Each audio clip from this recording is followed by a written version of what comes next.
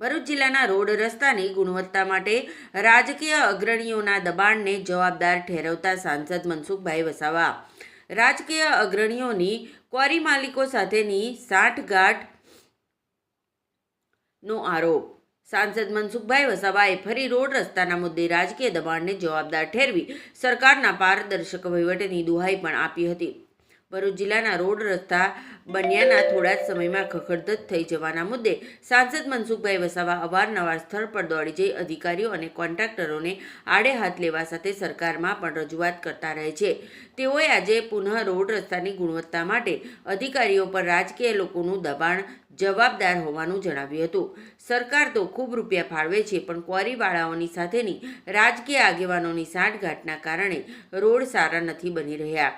જો કે સરકારના પારદર્શક વહીવટના કારણે તેઓ બોલી રહ્યા છે અને રજૂઆતનું પરિણામ પણ મળતું હોવાનું કહ્યું હતું।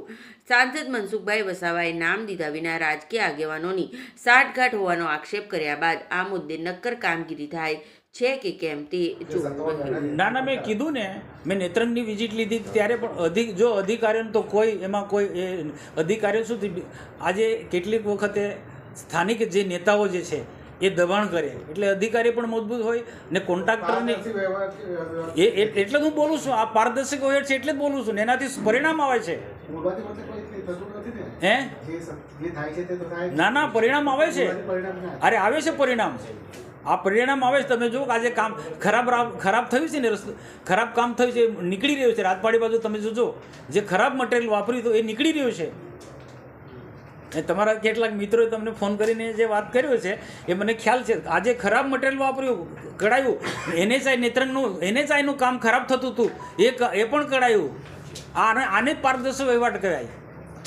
જે કામ મનસુખ વસાવાને ખરાબ દેખાય છે અધિકારીઓને કેમ નથી? ના, અધિકારીઓનો હું વાંક નથી કરતો, હું અધિકારીનો વાંક કેટલાક અમારા જેવા રાજકીય નેતાઓની જવાબદારી છે કે કોરી ઉદ્યોગો સાથે મળી અને એને જે પ્રકારે એની સ્વતંત્રતા આપવી જોઈએ અધિકારીને તો અધિકારી તો સખત મહેનત કરે છે, અધિકારીની મજબૂરી હોય છે કોઈકને કોઈ કારણસર, પણ જે કેટલાક રાજકીય નેતાઓ છે કોરી ઉદ્યોગ સાથે જોડાયેલા એમને તમને એક વિનંતી કરું, મારી કેટલીક મર્યાદા છે, એ કોન્ટ્રાક્ટરને પૂછજો કે તમે કયા કોરીવાળા પાસે માલ લો છો, એ ખબર લિસ્ટ આવશે એટલે ખબર પડશે। એ તમે લિસ્ટ માગશો એને પણ કોન્ટ્રાક્ટરને પૂછજો કે દાખલા કે અંકલેશ્વરથી તવડી સુધી ઉમલા સુધી જે રસ્તો બને છે એને પૂછજો કે ભાઈ તું કયા કોરીવાળા પાસે ત્યાં માલ લે છે, એ તરત જ ખબર પડશે કે કોની કોરી છે ને એ કોરી કયા રાજકીય પાર્ટી સાથે જોડાયેલા છે બધું ખબર પડશે। એમાં બધી જ પાર્ટીના લોકો છે, આ કોરી ઉદ્યોગ સાથે જોડાયેલા લોકો એક પાર્ટીના નથી, બધા જ લોકો, ને બધાની સામે હું ખુલ્લા પાડું છું।